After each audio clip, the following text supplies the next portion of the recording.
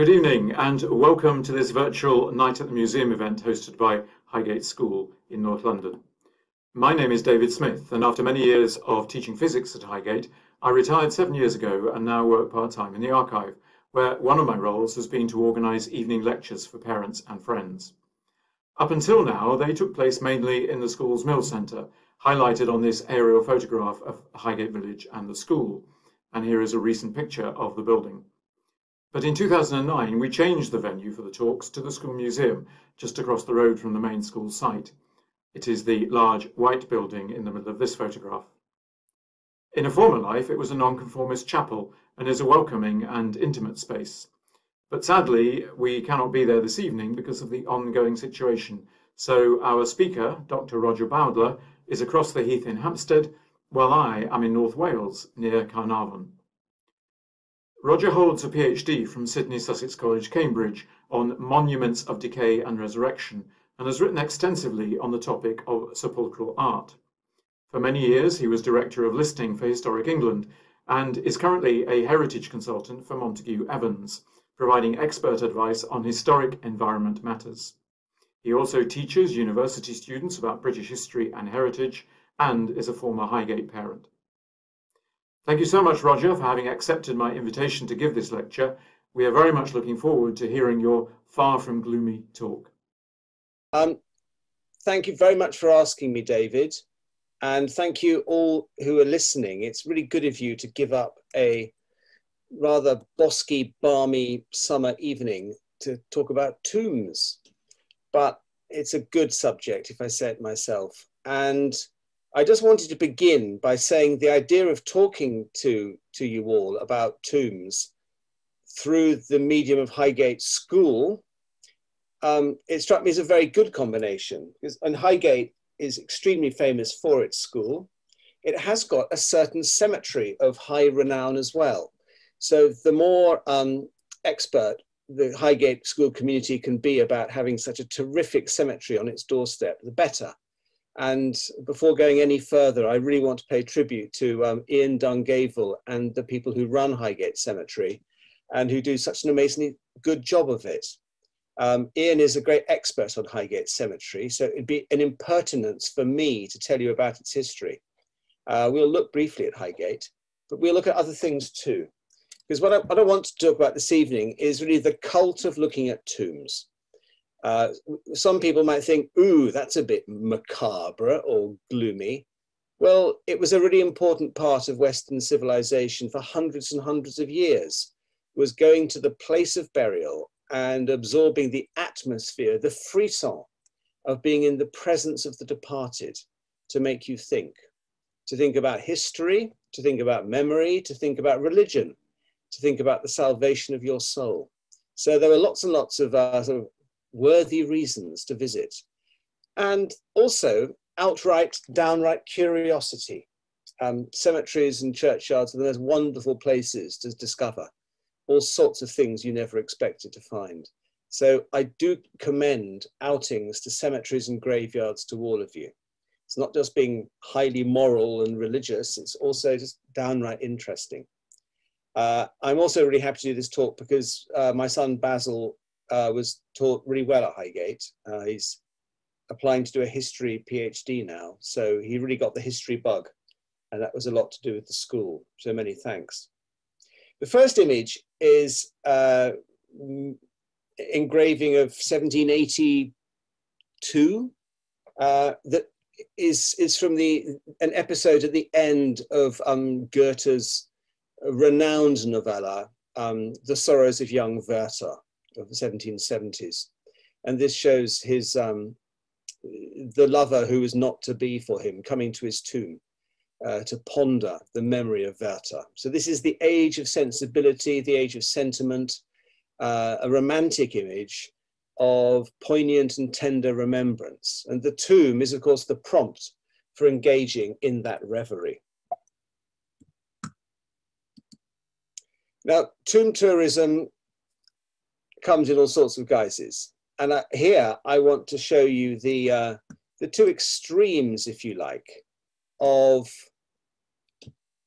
being at the tomb. On the right, we see this exquisite, if painful, portrait of an Irish gentleman and militia officer, John Mansur St. George, who a couple of years later in 1798 would be stabbed to death and pretty much ripped apart in the uprising of that year.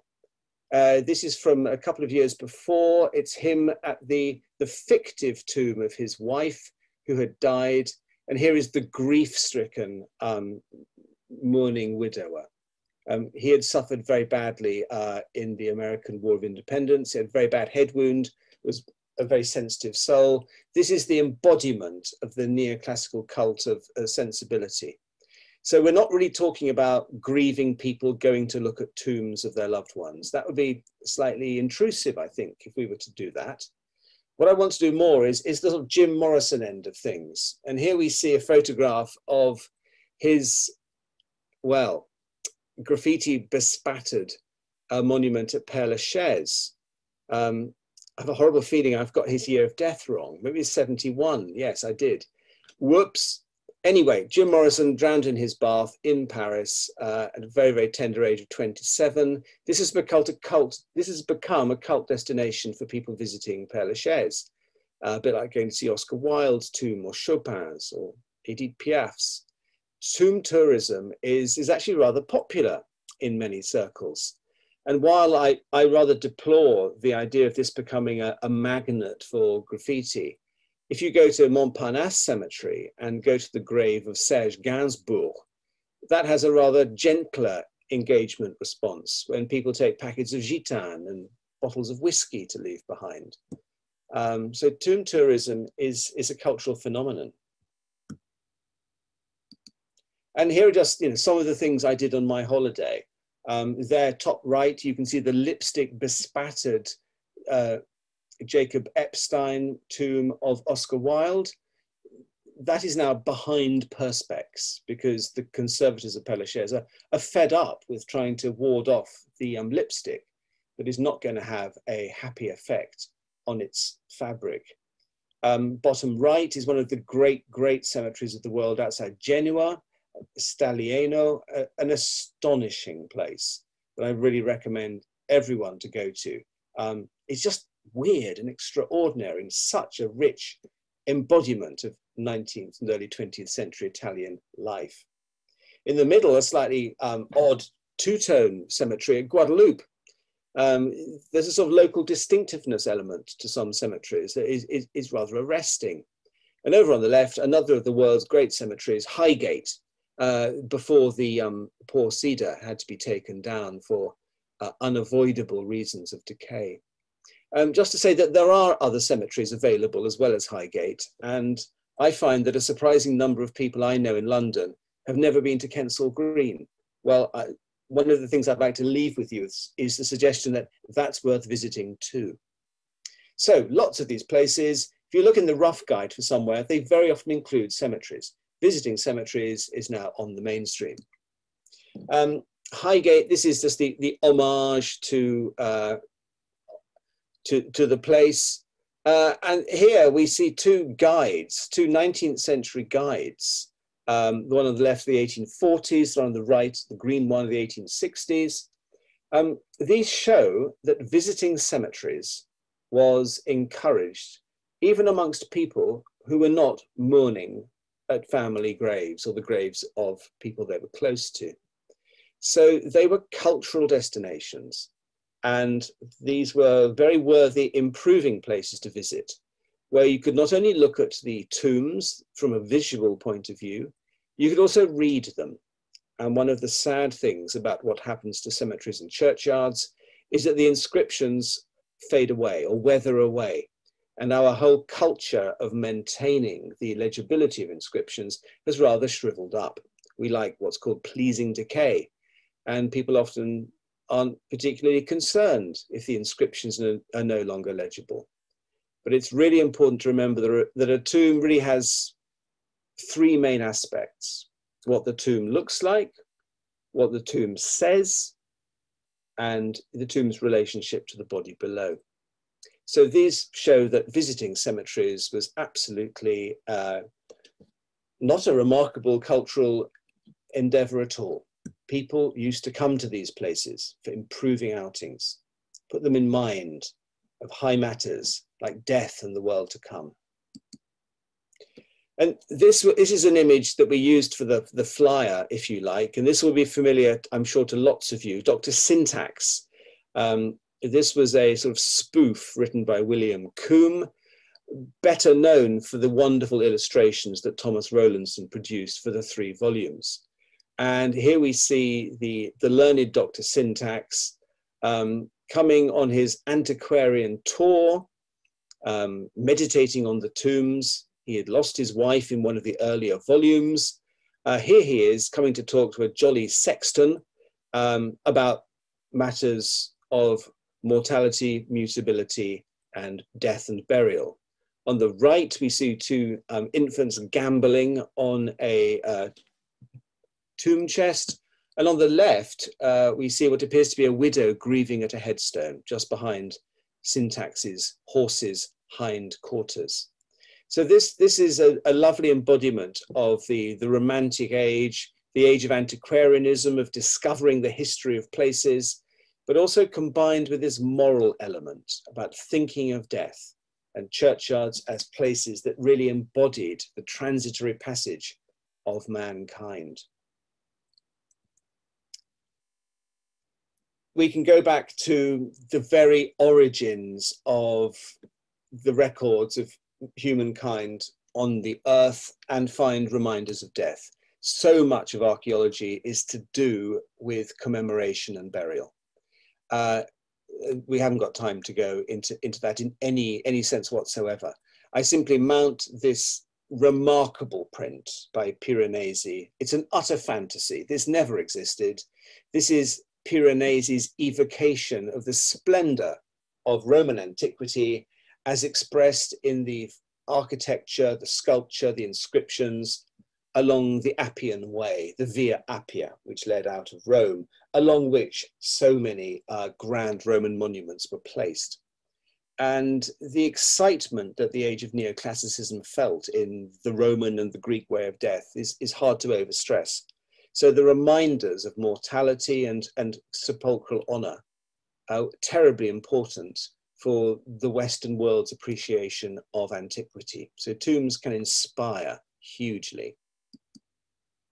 Another thing I'm not going to talk about is pilgrimage, because visiting where the great religious figures of the past are buried is, of course, absolutely at the heart of a number of the world's great religions. So here we see where the Prophet Muhammad is buried at Medina in a mid-19th century watercolor.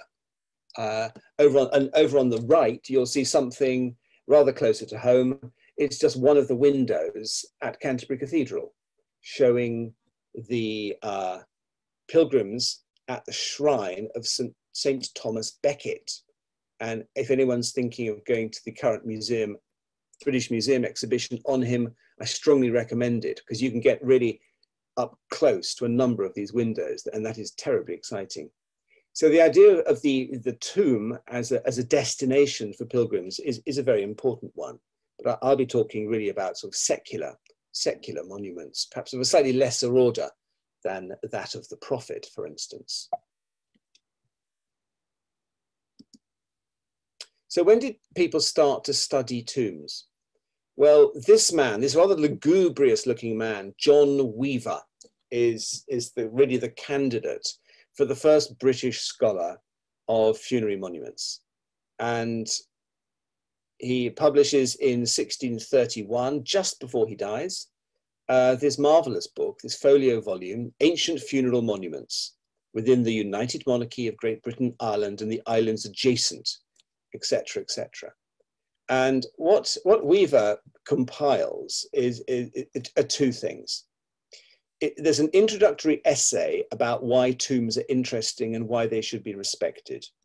The other thing it does is a compendium of inscriptions, epitaphs really, and the very occasional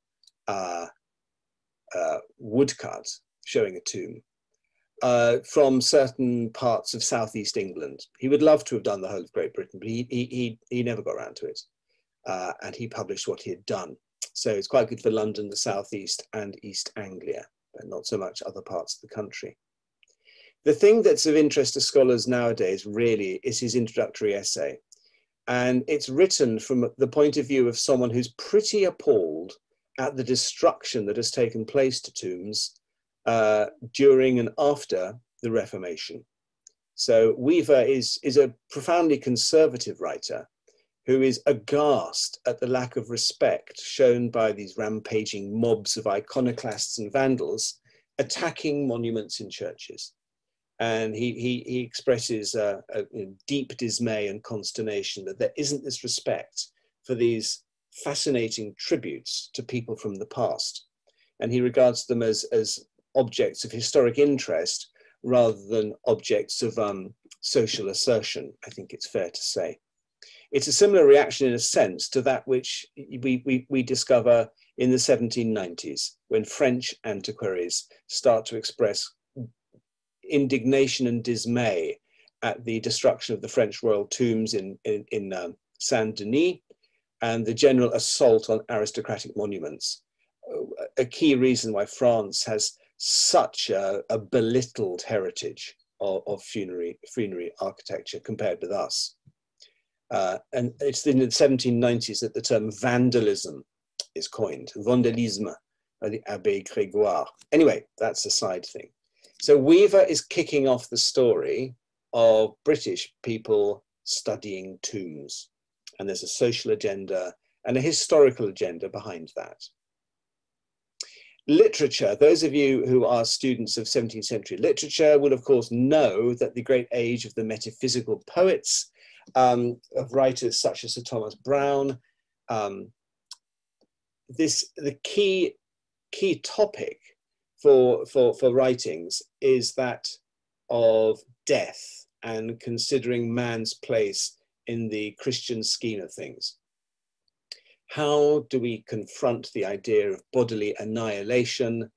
How can memory endure in spite of what happens to us after death? How do people live on? What is the nature of eternity and the individuals lotted within that? So here we see this extraordinary work, Hydriotaphia, or Urn Burial, probably better known, when the Norwich-based doctor, Sir Thomas Browne, indulges in this remarkable speculation about what it is to remember the dead, how the dead are remembered, the vanity of trying to be remembered. And his prompt for this are these Iron Age burial urns. Very, very interesting, important book. Tombs become items for the heritage pilgrim.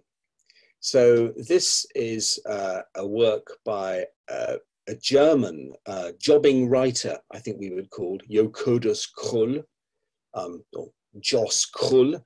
He's writing this history of the Abbey Church of Westminster, and 1711 it's published. And a lot of it is about the tombs inside.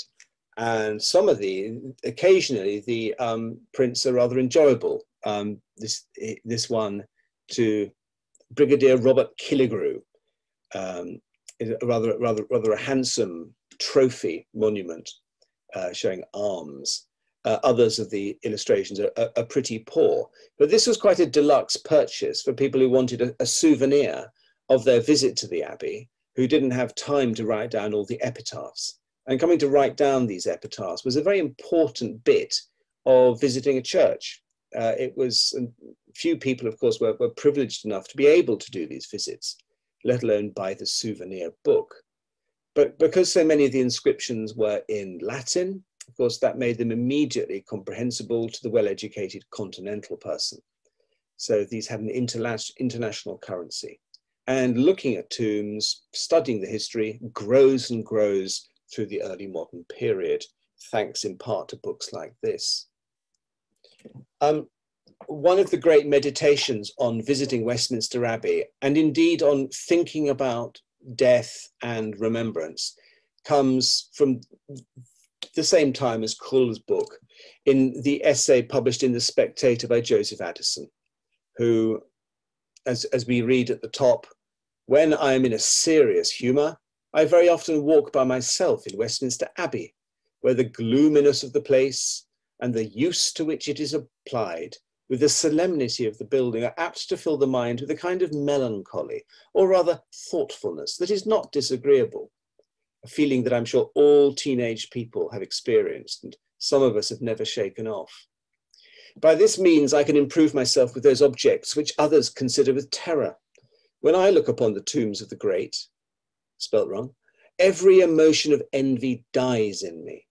When I read the epitaphs of the beautiful, every inordinate desire goes out. And then we see that Addison is writing as a Christian. I consider that great day when we shall all of us be contemporaries and make our appearance together. So we need to remember that for the Christian, dying and being buried are temporary states. Come the sounding of the last trump, we're all going to rise up. We're going to meet each other, no matter what age. We will all of us be contemporaries, and then we will appear before Christ in majesty and in judgment. So the tomb is a temporary home for the Christian. Others of you, sorry, I need to settle once and for all where this little box is going to go, down there.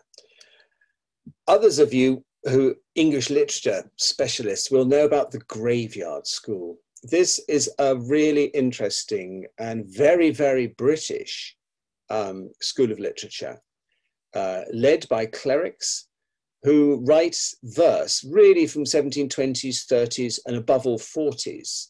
They write verse about the theme of studying tombs, being in a churchyard, contemplating death, and using those dark, dark reveries as a springboard to think about eternity. So one of the great works is Edward Young's The Complaint, or better known as Night Thoughts on Life, Death, and Immortality. And over on the right, we see this lovely frontispiece by the very important engraver and art historian, George Virtue, showing a man in his cloak and his turban, leaning on a tomb chest in a churchyard underneath this spectacular blazing moon with the starry heavens above. So I think very good activity, moonlight pondering of tombs. How populous, how vital is the grave? This is creation's melancholy vault, the veil funereal, the sad cypress gloom, the land of apparitions, empty shades. All on earth is shadow, all beyond is substance. The reverse is folly's creed. So thinking about death, thinking about the decay of the body, it basically elevates your thoughts upwards, away from being worldly. So it's a vanitas reflection. And that really is the essence of the Graveyard School. And this did encourage people to visit churchyards, there's no doubt about it. It also encouraged people to be buried outside. So the high status burials inside vaults were going out of favor during the 18th century. And that's why we see a rise in the grandeur and opulence of outdoor monuments in Georgian churchyards. And here is the best known work of all that comes from this stable is, of course, Thomas Gray's Elegy in a Country Churchyard, published in 1751, written rather earlier in the 1740s. Illustrated, this is by the wonderful Scottish 20th century printmaker Agnes Miller Parker from a 1938 edition, showing the man of sensibility considering tombs in a country churchyard. And lots of you will have studied this, lots of you will know this poem. Let's just stick to the first quatrain. The boast of heraldry, the pomp of power, and all that beauty, all that wealth there gave, awaits alike the inevitable hour. The paths of glory lead but to the grave. So even very modest memorials, wooden crosses can still prompt reflection about man's destiny and his inevitable mortality. So again, the intensity of the cult of visiting churchyards. And if you went to Stoke Poges, you would find Thomas Gray's tomb, and it's actually pretty plain. It's just really it's a very, very conventional brick chest tomb. So it's one of those pilgrimages that you really need to get your imagination fired up to get the full effect of the pilgrimage to Thomas Gray. Literary shrines. Here we see in the 18th century, the great age when people are paying homage to great figures of the past. One of the great Britons who gets honoured is, of course, Shakespeare. In the 1760s, there's a bit of a washout when David Garrick organises a jubilee at Stratford upon Avon to honour, I think it's the 200th anniversary of Shakespeare's birth in 1564. On the left, an engraving of his quite homespun monument, showing him as a scholarly figure writing away at his desk. And interestingly, what we see in the other two images are two of the great romantic interiors of anywhere in Europe. Sir John Soane's Museum, one of the London Borough of Camden's proudest features, and just north of the border at Abbotsford, which of course was the house built and furnished wonderfully by Sir Walter Scott. So here we're seeing plaster casts of a funerary effigy inside people's houses, which I think is a delightfully romantic conceit of honouring the memory of the great man. The tomb in the Age of Sensibility. Gosh. Well, the neoclassical age is obsessed with the imagery of death, in particular the urn. So on the left, you see a Wedgwood relief that was created to be a decorative item in the drawing rooms of mid-Georgian Britain and no doubt the world beyond. Another depiction of Charlotte mourning at the tomb of Werther from the Goethe that we started out the talk with. So this is a sort of decorative depiction of a tomb. And if you didn't have an actual body to honour with, then you would erect a fictive tomb. And one of the great picturesque landscape gardeners and creators of an animated landscape is this poet William Shenstone, who his very modest estate, the Lizos, creates over a course of 2 decades this remarkable literary landscape when he creates a very, very intricately wrought landscape with passages through it and decorative features prompting the reverie of the visitor. And these are urns to his friends, urns to people who wanted to be remembered. So if you didn't have an actual tomb to commemorate, you could create a fictive one, very much as a symbol of the age. And downstairs, I have a little salt shaker. It's a silver Georgian salt shaker that's like a funerary urn, which I think embodies the cult of the tomb. This is a brilliant book. I really recommend this. My grandpa bought this off a barrow in Farringdon Road and I inherited it. And it's a great book. Pleasing Melancholy, or A Walk Among the Tombs in a Country Churchyard, in the style and manner of Harvey's Meditations. And this is written by George Wright, who slightly churned out these improving works of literature. And there we see on the left, we see a reflective woman leaning on a pedestal with a skull and crossbones that's inscribed Mors Janua Vitae, death is the gateway to life. A quotation from Young's Night Thoughts, another quotation from Young's Night Thoughts, they fear death least who think upon it most. So that's another takeaway from tonight's talk. Be prepared. But this is pleasing melancholy. This is not anguished, agonizing misery. This is actually thinking about the emotive power of these places and that sense, possibly a slightly self-congratulatory sense, that you're actually preparing yourself, you're doing good by thinking about death. And that the people who have put up monuments, they're passing on their messages from the world beyond, if you like, to make sure that people who come after will be improved. So it's not necessarily an act of social aggrandizement to put up a monument. It's actually very instructive.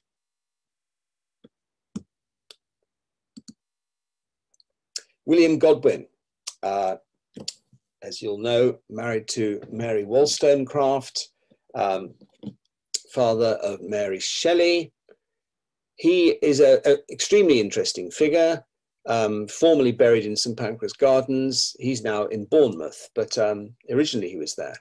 And in 1809, sometime after Mary Wollstonecraft died, he produces the Essay on Sepulchres.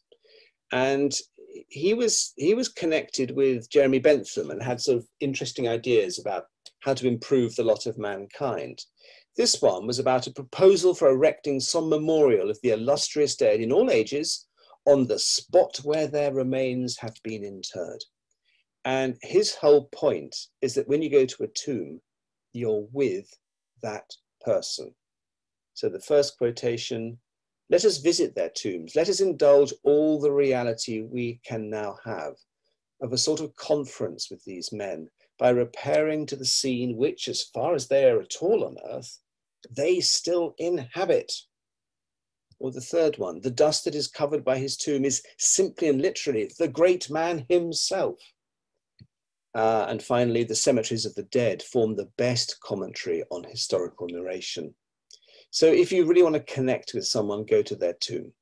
He says it's much better than looking at their portrait. That's where they are. He wants to go to those spots. And he had a very modest proposal to put up wooden crosses just to point out who was where. So we could then indulge in this reverie of connection with the person who is buried. Now, national honor. We need to think about national honor. In the age of the Napoleonic Wars, the government continues a practice that had started in the 1740s of erecting monuments to military and naval heroes. In the cloisters at Westminster Abbey is the earliest one of these. It's to a man called Cornwall, who was killed in the 1740s, War of Austrian Succession, also happened to be an MP, so other MPs voted him a monument. And tens of thousands of pounds was spent by the government from the 1790s through to the 1820s, commemorating the generals and the admirals of the Napoleonic Wars.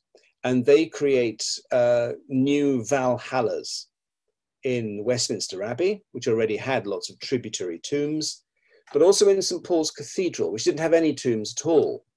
They had begun to erect 4 monuments at the crossing, one to Dr. Johnson, one to Sir Joshua Reynolds, the painter, another to John Howard, the prison reformer, the other one to an Indian judge and reformer of laws out in India.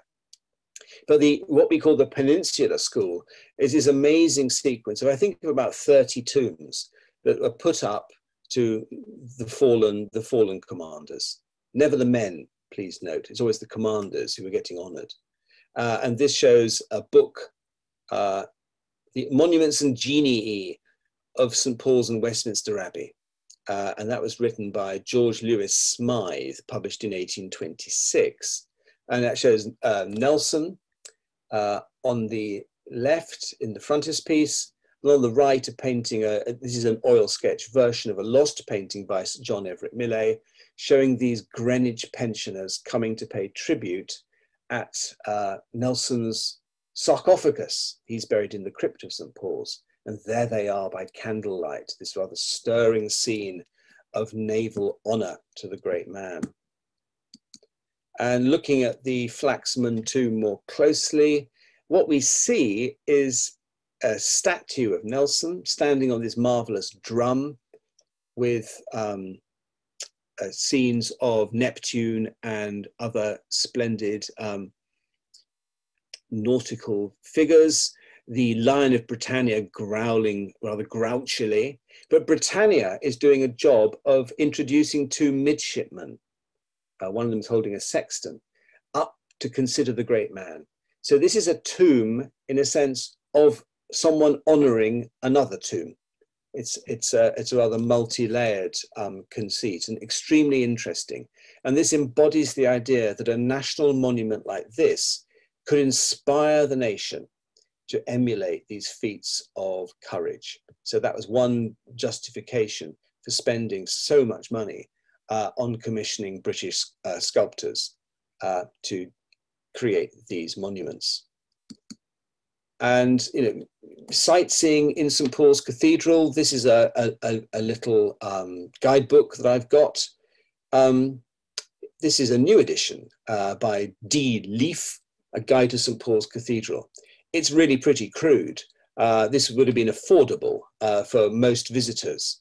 And it's just a sort of souvenir of the cult of mass visiting. And there we see a view of something that everyone would want to know what it looked like, the coffin of the Duke of Wellington. So this is sort of curiosity as well as national honour. By this time, some people were slightly alarmed at the way that English churches had been invaded by monuments. And in the age of the Gothic revival, some people thought that the impact of post-medieval monuments on churches was a very bad thing. So here we see J.H. Markland. He was a lawyer, but he used to write on matters of ecclesiological interest.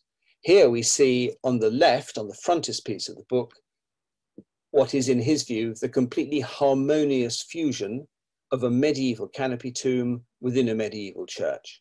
And over on the right, he's got a view of the north transept of Bath Abbey, showing the invasion of this Gothic building by all of these pagan-inspired monuments. And he's not very approving of it. So it isn't always a monument is a good thing.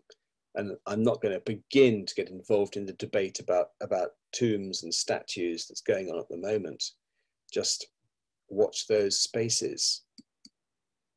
Another aspect that we ought to just bear in mind about honouring tombs is, of course, honouring the tombs of the military dead, of the fallen, as they become known as after the First World War. And the idea of democratising remembrance, of no longer simply honouring the leaders, but also the common soldiers and sailors who gave their lives for their country and their cause, becomes a very important phenomenon about visiting cemeteries and tombs following the First World War.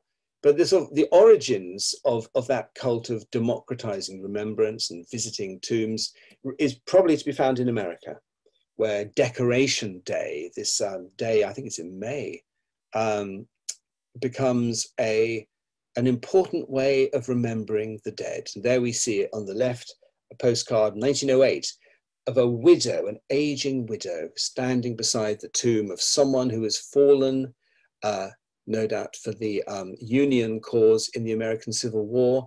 And there behind are the ghostly ranks of the troops who fought for the cause of defeating slavery and keeping the Union intact. Glory guards with solemn round the bivouac of the dead. So this is a way that the tomb becomes the focus of national remembrance. And that becomes, of course, quite a big theme after the mass slaughter of the First World War, which we'll touch on briefly. This whole talk is a bit of a canter. It covers probably too much ground, but I want to keep it brisk. In the 19th century, technology, the increasing amount of disposable incomes, the possibilities of train transport, more people are traveling. And rising literacy rates mean that more people are looking and reading, and more people want souvenirs. The creation of the penny post makes contacting people through the post a possibility. And technology, the technology of early color printing, brings into being the postcard, which really from the sort of 1890-ish onwards becomes an item of mass consumption. And it's very, very helpful for the student of tombs because you can see the sites that people thought it worth creating a postcard of. you get a sense of what the local destinations were for visitors. And some of them are possibly predictable, and you'd expect to find the tomb of John Ruskin at Coniston in the Lake District to be one of those. Over on the left, another Lake District shrine for the literary pilgrim, William Wordsworth's tomb. And there his very, very plain, rather severe headstone to him and Mary Wordsworth, who died in 1850 and 1859. So here's your souvenir. And I rather like the inscription on this one, the Ruskin tomb. You often find the most banal comments on these postcards. This one, no exception. A graveyard, but hope it does not make you sad. Hope you're having a good time. Well, that could go for this talk. I hope I'm not making you too sad. And a good time is being had by at least a couple of you. Here we see the idea of a grave in a churchyard as being another visitor destination. This is taking the Wordsworth poem We Are Seven, one of his early works from lyrical ballads. And here we see the actual tomb that's said to have inspired Wordsworth. There are various competing places, by the way, for where he was inspired by. Here, Conway is laying claim to it. And here we see a couple of postcards showing a marvelous red-haired girl in a boater in reverie about the poem. So this is a tomb as a prompt for literary reverie that has a sort of moralistic twang to it.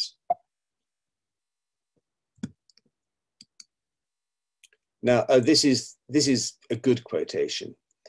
Jerome K. Jerome, Three Men in a Boat, 1889, profoundly funny book still, widely read. This has a really droll commentary about the cult of visiting tombs. I don't know whether it is that I am built wrong, but I never did seem to hanker after tombstones myself. I know that the proper thing to do when you get to a village or town is to rush off to the churchyard and enjoy the graves, but it is a pleasure I always deny myself. I take no interest in creeping around dim and chilly churches behind wheezy old men and reading epitaphs. Not even the sight of a bit of cracked brass let into a stone affords me what I call real happiness. Well, I differ with Jerome K. Jerome. I enjoy following wheezy old men round reading epitaphs. I will become a wheezy old man doing just that quite soon, no doubt. But the fact that he could make fun of this cult of visiting graves as a standard leisure activity, I think is very revealing. Tomb tourism was a normal activity in later Victorian Britain. People start to look at the churchyards and look at the headstones. This is a book of the 1890s, I think it is, In Search of Gravestones Old and Curious, by W.T. Vincent, who was president of the Woolwich District Antiquarian Society. Now, I'm not a great draftsman, nor was W.T. Vincent, but he actually did something that was a really important service for the future, and that was to record what these tombstones looked like, because the decay of headstones is a sad inevitability. Air pollution, the weather, the porosity of Portland stone, which is what most headstones are made of in the London and South East area, the symbolism weathers away. So W.T. Vincent did us a great service in capturing what the symbolism was, or what he believed it was, before it's become illegible. And that's one of the sad, sad aspects of going to churchyards. So see them while you can, record them while you can, because generally they're not getting any easier to read. So we're looking at the start of this hobby of studying churchyards. Here's another postcard, a wonderful tomb in New Haven to a mid-Georgian polymath, Thomas Tipper, who died in 1785. Honest he was, ingenious, blunt and kind, and dared do what few dare do, speak his mind. Philosophy and history well he knew, was versed in physic and in surgery too. The best old stingo he both brewed and sold, nor did one knavish act to get his gold. He played through life a varied comic part, and knew immortal Hudibras by heart. Reader in in reader, in real truth, such was the man. Be better, wiser, laugh more if you can. And he also helped promote the bridge that crosses the river at New Haven out to the sea. The postcard is about 1900. That was a picture taken a few years ago by me. Sorry, it's against the sun. But see how, you know, that inscription, which people have maintained over the years, see how that is now becoming illegible. These places do need upkeep. And the postcards are really important sources of evidence to help us see what they look like. And there's another one that's well known to lots of you. This is outside Winchester Cathedral. This is the tragic and poignant death in 1764 of Thomas Thetcher, a grenadier in the North Regiment of the Hants Militia, who died of a violent fever contracted by drinking small beer when hot on the 12th of May, 1764. Very, very sad death, drinking the wrong sort of beer. The last line at the top part of the epitaph, and when you're hot, drink strong or none at all.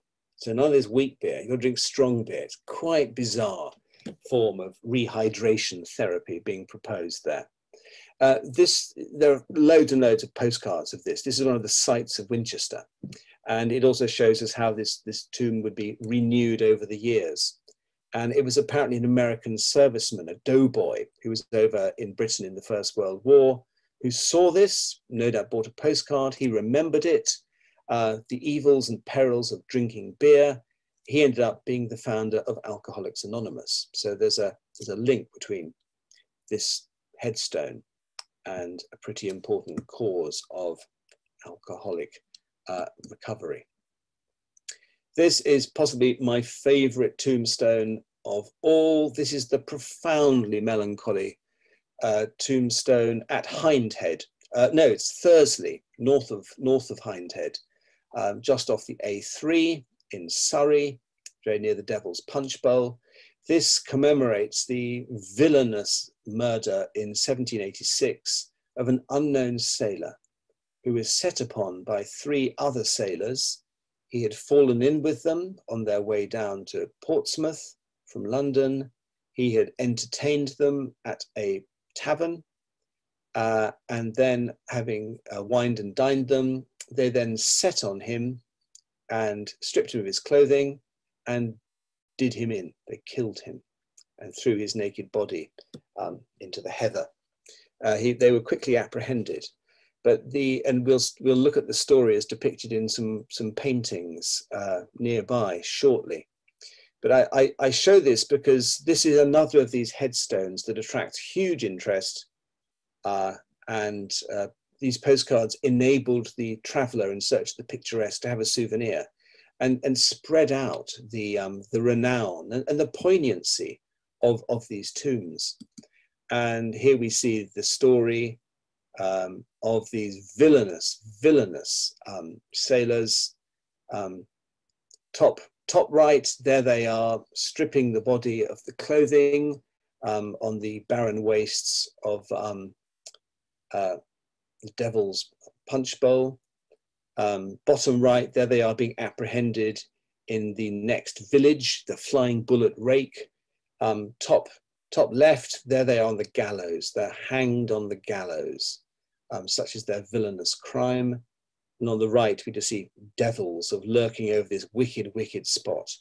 And they had to put a monument up there to tell people that this wasn't the place of the devil. It was still a Christian place. So I mentioned this. This is just one story, how a poignant murder in the 1780s becomes epitomized by that tombstone at Thursley. A remarkable thing. Ah, here's Basil. I thought he'd make an appearance in this talk somewhere. Yeah, that's him aged, what, 11? No, 14. Doing some tomb tourism for me. I did a study of this book that was published in 1916 called English Mural Monuments and Tombstones, which was a collection of photographs of monuments inside and out that was put together by the publisher Herbert Batsford, helped by Walter Godfrey. 1916, the mounting casualty lists of the First World War meant that an awful lot of people were thinking about commemoration. And Batsford thought it sensible to publish a book to inspire good taste in commemorative monuments. And that shows Basil at Beaconsfield, showing how that tomb has borne up over the almost 100 years since it was erected. Thank you, Basil. Yeah, visiting tombs, of course, you know, the hundreds and hundreds and hundreds of thousands of the dead on the Western Front, going to visit those tombs becomes an important act of personal pilgrimage. And it still is a form of pilgrimage today, going to see the tragic reality of mass death that arose from the First World War. But we haven't really got time to talk about that, a subject in itself. Between the wars, we're looking again at this sort of cult of visiting tombs. And these illustrations, rather lovely ones, I think, one of them by Alan Sorrell, of very nearby, of Hendon. That shows some sightseers who've gone for a trip to Hendon. And these come from a little book published in 1937 that was written by Robert Byron, a very interesting travel writer, and one of the founders of the Georgian Group. And he prepared a book called Imperial Pilgrimage. And this basically was aimed at visitors to London who were coming over for the coronation that never happened, and urging them to go to visit these places to see graves of important imperial figures. So in Hendon, that's where Sir Stamford Raffles happens to be buried. I didn't know. Petersham is where George Vancouver, the Royal Naval officer who gave his name to that notable city on the west coast of Canada, that's where he's buried. So this is all part of tombs as organized leisure and outings to inspire you to travel more.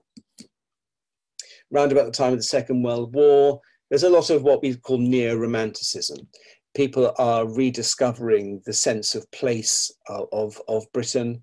They're taking closer interest in the fabric of their place. There's nothing like the threat of modern warfare to really concentrate the mind about the character of one's land. And here we just see a watercolor produced for the Recording Britain project, showing this very, very sad sequence of 4 headstones in an Essex churchyard. And over on the right, a still from one of the great neo-romantic films, David Lean's Great Expectations, which of course begins with Pip in the blasted, terrifying Kent churchyard, where Magwitch is going to make his presence felt very soon. So the atmosphere of churchyards is very much something that mainstream culture is starting to relish. The greatest figure, one of my real heroes, is Fred Burgess. And there we see him over on the left, sketching away on one of his visits to a churchyard. Fred Burgess was an art teacher. He died very young. He died in his mid-40s. But before he died, he published this terrific book. And I cannot recommend this book highly enough. English Churchyard Memorials by Frederick Burgess. A brilliant book. He was an art teacher, and he did lots of sketches for his book.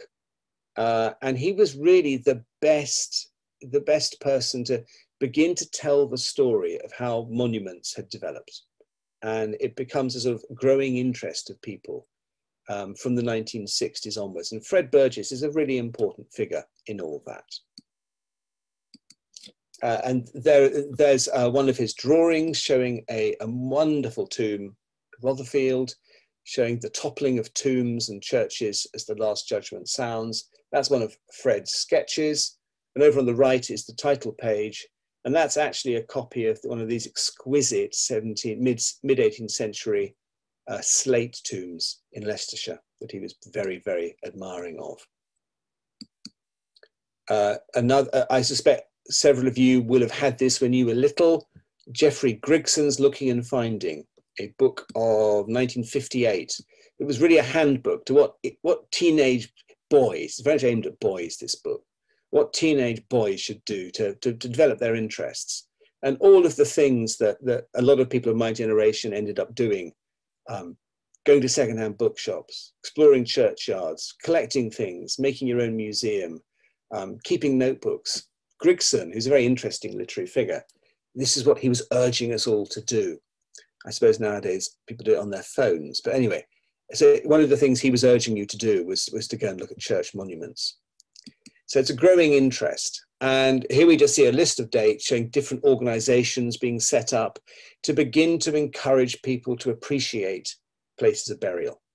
And quite early on, the Friends of Highgate Cemetery are quite an early body to be incorporated because of the local dismay at the abandonment of the cemetery and the sense that active citizens had to do something about it if good was to happen. And we show on the right, just how can you not include a picture by Edward Gorey in a talk like this? He really is the embodiment of that sort of wonderful, curious, ever so slightly creepy interest in tombs that lots of us like to pursue. And I think modern ages, there are kind of three drivers for why tomb tourism doesn't go away at all. It's very much of the moment. On the left, we see a burial register. And I use that as a way to suggest that genealogy, the interest in tombs, is actually one of the drivers that gets people interested in visiting these places. The second, the very well-known book cover by Neil Gaiman's book, The Graveyard Book. Tombs, slightly dark places, these are very popular in popular culture. And they're sort of goth is the shorthand term for it. But people are kind of intrigued by these places, and they have been for decades and decades. But that doesn't go away. So that's another reason you should encourage people to go and look at these places. And the third thing is just the reason about distinctiveness, a really important consideration in present day culture. We just go and look at your place, find out about your place. And here we see this extract from a poster from the organization Common Ground, which sort of encourages us all to go and look and find out what's there and relish the particular on our doorstep. So we're really home straight now.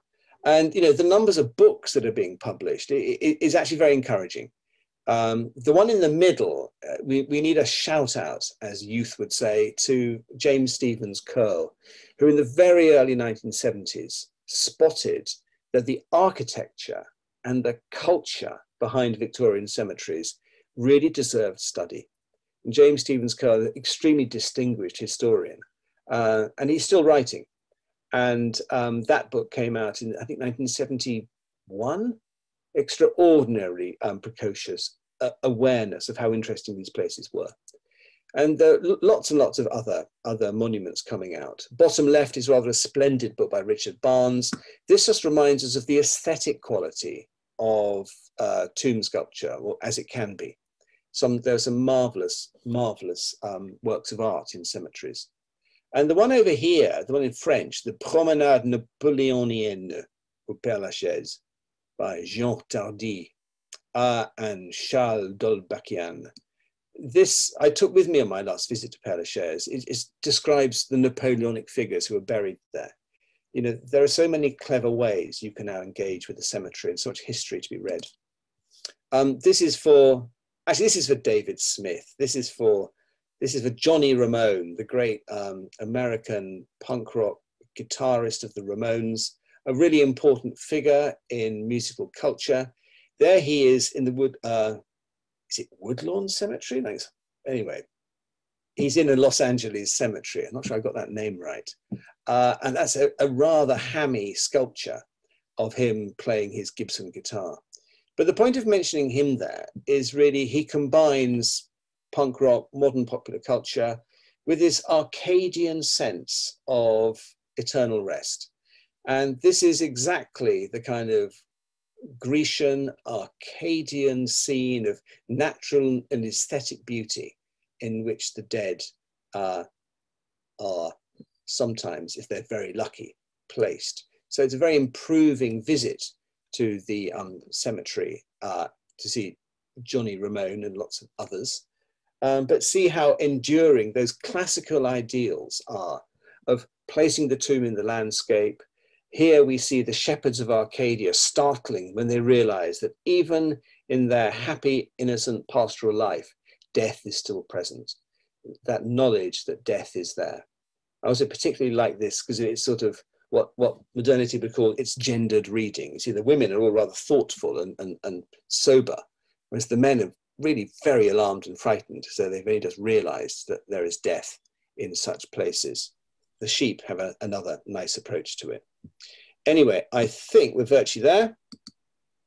Highgate Cemetery, worthy visitors to Highgate Cemetery enjoying themselves. So that's my final tribute to Highgate Cemetery. It's on your doorsteps, a wonderful place to engage.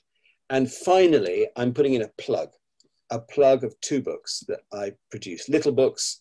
If you're interested in more, these are available in, well, all good bookshops and other sources too. Anyway, so there's just 2 things I wrote a couple of years ago that may or may not be of interest. Thank you very much.